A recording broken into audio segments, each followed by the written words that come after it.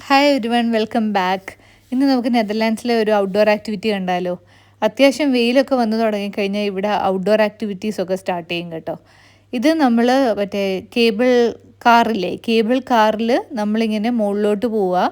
മുകളിലോട്ട് പോയി കഴിഞ്ഞിട്ട് അവിടെ നമുക്ക് ആക്ടിവിറ്റീസ് ഉണ്ടാവും. അപ്പം ഇത് കേബിൾ ബാൻ എന്ന് പറയുന്ന ഒരു ആക്ടിവിറ്റിയാണിത് കേട്ടോ. ഇതിൽ കൂടെ നമ്മൾ ഇതുപോലെ ഇങ്ങനെ നമ്മൾ വരും. ഒരു കേബിളേലാണ് ഇത് പൊയ്ക്കൊണ്ടിരിക്കുന്നത്. എന്നിട്ട് നമ്മളിങ്ങനെ പോകുന്ന ഒരു ഫീല് നമുക്ക് കിട്ടും. ഇത് നമുക്ക് സ്പീഡ് കൂട്ടാനും കുറയ്ക്കാനും ബ്രേക്ക് ഇടാനും പറ്റും. ഒരു ഹാൻഡിൽ പോലത്തെ സാധനം യൂസ് ചെയ്തിട്ടാണ് നമ്മളിത് ചെയ്യുന്നത്. ഇത് സത്യം പറഞ്ഞാൽ നമ്മൾ സ്പീഡ് ഒരുപാട് കൂട്ടിക്കഴിഞ്ഞാൽ ഇതിന് വീഴാൻ ചാൻസ് ഉണ്ട്. കാരണം നമുക്കിതിൽ ബെൽറ്റ് ഇല്ല.